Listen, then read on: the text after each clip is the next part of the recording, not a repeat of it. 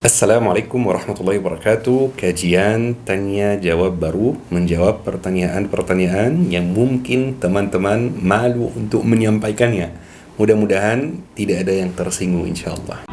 تعلمت عنك الكثير فأرجو استقام الخطى والمسير. Assalamualaikum Syekh, anak saya berumur 25 tahun, dia jadi murtad. Apa yang saya harus lakukan? Dan apakah saya akan tanggung dosanya? La ilaha illallah, ini salah satu ujian yang sangat berat, yang membutuhkan sabar yang ekstra. Dan saya akan bantu menjawab dalam beberapa poin insyaallah. Yang pertama, antum tidak tanggung dosanya insyaallah. Anak berumur 25 tahun itu sudah dewasa, ya. Orang tuanya tidak lagi menanggung dosanya sama sekali. Asal selama masa kecil antum sudah mengajarkan dia agama yang benar. Antum sudah investasi dengan waktu, dengan uang untuk mengajarkan dia Al-Quran, mengajarkan dia akidah yang benar. Tetapi kalau antum pas dia masih kecil lalai mengajarkan dia itu semua, maka tentu saja antum akan tanggung sebagian dari dosanya. Tapi bukan dosa dia jadi murtad, dosa lalai mengajarkan anak agama Islam. Yang kedua, jangan putus hubungan dengan anakmu walaupun dia sudah murtad. Karena kalau kita putus hubungan dengan dia akan atau kita akan membiarkan dia terlanjur dalam soal murtad itu lagi. Kita akan membiarkan dia menemani orang-orang yang juga murtad, sehingga susah sekali untuk balik ke jalan yang benar. Jangan berhenti mencintai dia walaupun dia sudah murtad. Yang ketiga, lakukan dia dengan baik. Ya, perlakukan dia dengan baik. Tunjukkan kepada dia akhlak Islam yang sebenarnya. Saya berinteraksi dengan banyak orang murtad. Saya berinteraksi dengan banyak orang mu'allaf juga. Kadang-kadang atau banyak yang bikin orang mu'allaf itu jadi mu'allaf akhlak orang muslim. Dan sayangnya kadang-kadang yang bikin orang murtad jadi murtad adalah akhlak juga. Misalnya dia ketemu dengan orang muslim yang akhlaknya buruk, maka dia dapat kesimpulan yang salah. Tapi ini kesimpulan yang dia dapat, bahwa Islam itu mengajarkan akhlak yang buruk. Maka perlakukan dia yang dengan baik sesuai akhlak Islam walaupun dia sudah murtad. Yang keempat, jangan lupa berbanyak doa kepada Allah Subhanahu wa taala, karena Allah Subhanahu wa taala hanya Allah yang mampu menolong antum. Yang kelima, jika anakmu adalah tipe orang yang suka berdiskusi akidah, suka berdiskusi pertanyaan-pertanyaan yang terkait akidah, maka antum ada tugas untuk mencarikan dia seorang ustaz yang paham soal akidah, yang paham soal menjawab syubhat-syubhat tersebut, untuk diskusi sama dia. Ya, bukan sembarangan ustaz, karena tidak semua ustaz bidangnya seperti itu, ya. Sebagaimana ada dokter misalnya bedah, ada dokter THT dan lain-lain, ustaz juga sama. Bidangnya berbeda-beda. Mudah-mudahan anak antum kembali ke jalan yang benar insyaallah. Syekh, mohon maaf jika pertanyaan saya kurang sopan, tapi saya tidak tahu harus bagaimana lagi. Suami saya ada kekurangan ketika berhubungan intim, sehingga saya tidak pernah merasa puas. Saya tidak kuat lagi menghadapi godaan pria lain. Apakah saya boleh minta cerai? Masya Allah, antum bertanya seperti itu agar tidak jatuh dalam maksiat. Dan ini tandanya antum orang baik. Saya kasih solusinya insyaallah. Yang pertama, saran saya, tolong jangan sembarangan cerita masalah ini kepada orang lain, termasuk ustaz-ustaz. Kenapa? Karena tidak semua orang itu baik. Bisa jadi orang kelihatannya baik saja. Ketika antum cerita masalah seperti ini, bisa jadi dia memanfaatkan masalah antum, memanfaatkan kekurangan itu untuk mencapai tujuan-tujuan yang lain. Jadi berhati-hatilah ketika menceritakan masalah ini. Yang kedua, kebutuhan untuk berhubungan adalah kebutuhan yang manusiawi. Jadi jika ada pria atau wanita yang merasa membutuhkan hal tersebut, dia itu normal, bukan orang buruk. Malah sebaliknya, yang tidak normal itu yang tidak membutuhkan. Ketiga, jangan langsung minta cerai. Saran saya, cari solusi dengan suami. Tapi berhati-hati ketika membahas soal ini dengan suami, karena soal ini mungkin agak sensitif buat pria. Rasulullah SAW bersabda, "Tadawu ibadallah, fa inna Allah lam yakhlaq da' illa wa khalaqa lahu dawa." Berobatlah hamba-hamba Allah, karena Allah menciptakan obat untuk setiap penyakit. Dan masalah ini sudah ada banyak solusinya sekarang. Solusi medis, solusi mental, banyak solusinya. Jadi insya Allah gampang diobati. Yang keempat, ketidakmampuan suami untuk memenuhi kebutuhan tersebut tidak boleh sama sekali menjadi alasan untuk selingkuh, menjadi alasan untuk bermaksiat. Ya, memang itu kebutuhan, tetapi zina namanya zina, selingkuh namanya selingkuh, terlepas dari alasannya. Yang kelima, sebenarnya berdasarkan ilmu fikih, antum boleh minta cerai, khususnya dengan alasan menjaga diri sendiri dari maksiat. Tetapi saran saya, jangan minta cerai dulu. Ya, setiap rumah tangga itu mengalami masalah, mengalami ujian. Coba untuk cari solusi dulu, cari solusi mental, cari solusi medis, cari solusi yang lain, baru kita lihat perkembangannya bagaimana. Mudah-mudahan Allah Subhanahu wa taala memberi antum kesabaran. Amin ya rabbal alamin. Syekh, apa perbedaan antara israf, tabzir dan menikmati harta yang Allah Subhanahu wa taala berikan? Masya Allah, bagus sekali pertanyaannya. Israf, tabzir, menikmati harta yang Allah Subhanahu wa taala berikan. Ini tiga hal yang berbeda. Saya jelaskan menurut bahasa Arab, teman-teman, karena mungkin kalau bahasa Indonesia sedikit berbeda artinya. Jadi yang pertama, istilah syar'i adalah israf. Israf itu hukumnya haram. Dan israf itu adalah berlebihan dalam hal yang haram. Misalnya makan itu hukumnya halal atau haram? Hukumnya halal, tapi berlebihan dalam makan hukumnya haram. Taib, misalnya minum jus misalnya, itu hukumnya halal atau haram? Itu hukumnya halal, tapi berlebihan minum jus itu hukumnya haram. Maka israf itu berlebihan dalam hal yang haram. Istilah yang kedua adalah tabzir atau mubazzir. Mubazzir itu adalah berlebihan dalam hal yang haram, berlebihan dalam hal yang Allah haramkan. Beda dengan bahasa Indonesia ya. Kalau bahasa Indonesia mubazzir itu secara umum ya. Tapi kalau bahasa Arab, tabzir itu berlebihan dalam hal yang haram, berlebihan minum khamar, berlebihan berzina dan lain-lain, dan itu pasti tingkat yang lebih tinggi dari keharaman dosa tersebut gitu ya. Kemudian istilah yang ketiga, menikmati harta yang Allah Subhanahu wa taala berikan. Dan ini relatif syabab.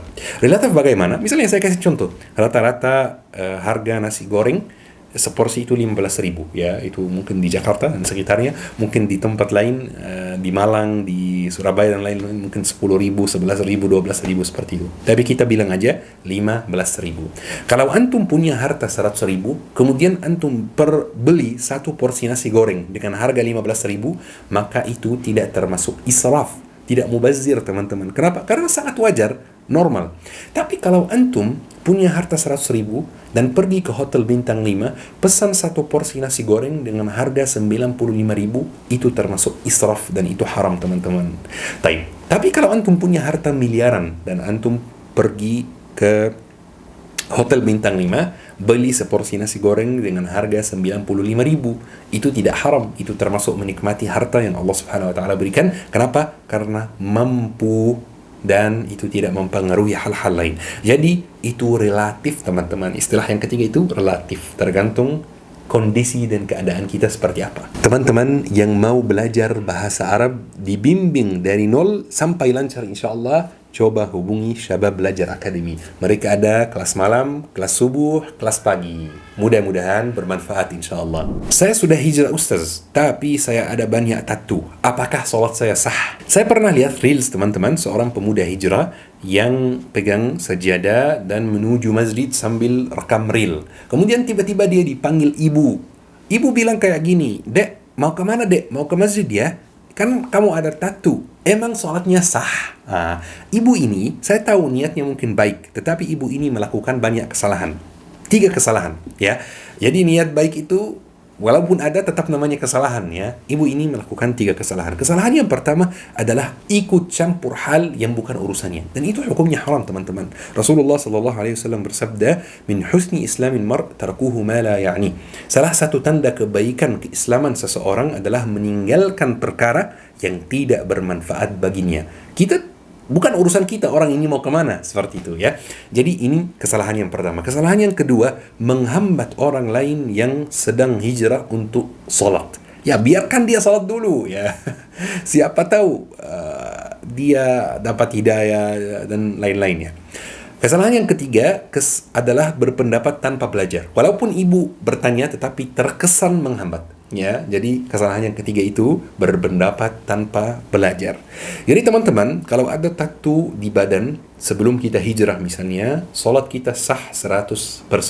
Tapi lebih baik antum berikhtiar untuk menghilangkan tattoo ini. Saya tahu biayanya mahal dan sangat bikin sakit, tapi mulai saja, tidak ada batas waktu tertentu. Mulai saja, ikhtiar saja supaya Allah Subhanahu wa taala mudahkan. Ustaz, apa hukumnya bekerja di perusahaan atau restoran yang harus diboikot? Baik syabab, bekerja di tempat yang membunuh saudara-saudara kita itu hukumnya mendekati haram.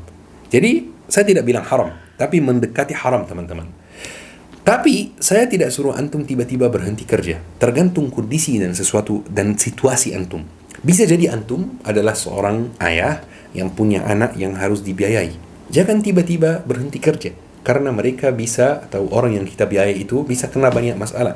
Tapi kalau antum seorang pemuda yang kalau berhenti kerja itu tidak akan pengaruhi orang lain, maka lebih baik langsung berhenti kerja aja dan cari kerja yang lain walaupun gajinya lebih sedikit. Dan ingat teman-teman bahwa boikot itu bukan soal ekonomi tetapi soal harga diri. Apakah boleh minum air saat khutbah Jumat? Masya Allah pertanyaannya teman-teman ya. Baik teman-teman, aktivitas minum air itu aktivitas yang halal. Aktivitas berbicara dengan orang itu aktivitas yang halal. Aktivitas tasbih itu aktivitas yang halal. Tetapi ada beberapa aktivitas yang halal tidak boleh dilaksanakan saat khutbah Jumat. Seperti tasbih, seperti berbicara dengan teman kita. Beberapa ulama berpendapat bahwa minum air juga termasuk. Jadi saran saya kalau tidak urgent ya, jangan minum air ya. Baru minum kalau misalnya ada obat yang harus dimakan atau pokoknya urgent, baru minum. Tapi kalau nggak urgent, jangan minum dulu. Syekh, saya kehilangan anak kesayangan saya 2 bulan yang lalu. Saya merasa sangat sedih dan belum bisa move on. Apakah saya tidak bersyukur kepada Allah Subhanahu wa taala? Baik teman-teman, rasa tidak bersyukur itu hukumnya haram dan durhaka kepada Allah Subhanahu wa taala. Tetapi rasa sedih yang kita rasakan ketika kita ditimpa musibah itu rasa yang manusiawi. Bahkan Rasulullah sallallahu alaihi wasallam yang keimanannya luar biasa, yang rasa syukurnya luar biasa, Rasulullah pernah merasa sedih. Rasulullah bersabda, "Innal 'aina latadma." Itu ketika anaknya Ibrahim meninggal dunia, masih bayi. "Innal 'aina latadma wa innal qalba la yahzan wa la naqulu illa ma yurdi rabbana wa inna bi furaqika ya Ibrahim lamahzunun." Kedua mata boleh mengeluarkan air mata, hati boleh bersedih. Hanya kita tidak boleh mengatakan apa yang Allah Subhanahu wa taala tidak ridai, dan kami sungguh dengan perpisahan dengan kamu wahai Ibrahim kami sangat bersedih. Jadi dari hadis ini kita bisa dapat kesimpulan bahwa merasa sedih itu boleh, merasa sedih itu manusiawi, merasa sedih itu tidak berarti tidak bersyukur kepada Allah Subhanahu wa taala, tetapi syaratnya adalah ketika kita merasa sedih, kita tidak boleh mengeluarkan kata-kata yang Allah Subhanahu wa taala haramkan. Misalnya orang ditimpa musibah, dia mengatakan, "Ya Allah, kenapa aku yang ditimpa musibah ini? Kenapa aku yang anaknya meninggal dunia? Banyak orang anaknya sehat-sehat saja. Kenapa aku yang dikasih musibah ini?" Kalau sampai mengatakan itu yang bahaya, itu yang haram, itu yang mengandung rasa tidak bersyukur. Tapi kalau pas sedihnya tidak mengatakan yang seperti itu, tidak apa-apa, itu manusiawi. Mudah-mudahan anak antum dapat tempat terbaik di sisi Allah Subhanahu wa taala. Syekh, saya sudah melamar seorang akhwat yang salihah, tetapi kadang-kadang pakaiannya tidak sesuai pakaian syar'i. Apakah saya berhak untuk melarang dia pakai pakaian tersebut? Selama belum akad, antum tidak berhak melarangnya. Ini tugas orang tuanya. Tetapi masih bisa menasihati dia, masih bisa menyampaikan bahwa antum akan lebih senang jika dia pakai pakaian yang syar'i. Kalau sudah menikah, baru antum berhak untuk melarang dia. Dan tetap saya tidak sarankan untuk melarang keras-keras, ya, pelan-pelan, bertahap, ya. Dan satu nasihat lagi buat teman-teman, jika antum pengennya menikah dengan akhwat yang bercadar, mohon maaf sekali, jangan melamar yang tidak pakai jilbab sama sekali, ya.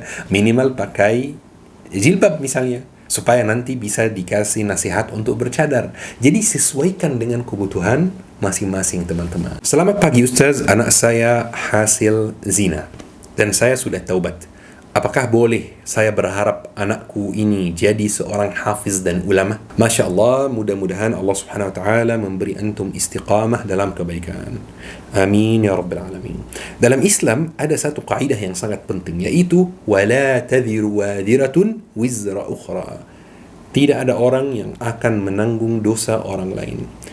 Anak hasil zina itu bukan dosa anaknya, tetapi dosa orang tuanya. Ini kesalahan orang tuanya, bukan kesalahan dia sendiri. Maka sangat boleh dia menjadi ulama, sangat boleh dia menjadi imam, sangat boleh dia menjadi hafiz. Ini bukan kesalahan dia. Jadi sangat boleh antum berharap seperti itu. Syekh, apakah boleh kita mengamalkan hadis dhaif? Banyak ulama yang berpendapat bahawa hadis dhaif boleh diamalkan dalam soal fadailul a'mal, iaitu hal-hal yang menyemangati kita untuk melaksanakan kebaikan. Jadi insya-Allah boleh dipakai dalam fadailul a'mal, tapi tidak boleh dipakai dalam soal aqidah, dalam soal fiqh. Soal fiqh itu maksudnya halal dan haram. Dua hal ini tidak boleh pakai hadis dhaif, dan yang pasti tidak boleh sama sekali pakai hadis palsu. Kalaupun mau pakai hadis palsu, jangan disertai dengan kata Rasulullah bersabda, karena sangat berbahaya. Bismillah, ayo kita tutupi kajian hari ini dengan doa kafaratul majlis. Subhanakallahumma bihamdika asyhadu an la ilaha illa anta astaghfiruka wa atubu ilaik. Syukran. Wassalamualaikum warahmatullahi wabarakatuh. تعلمت عنك الكثير فأرجو استقام الخطى والمسير.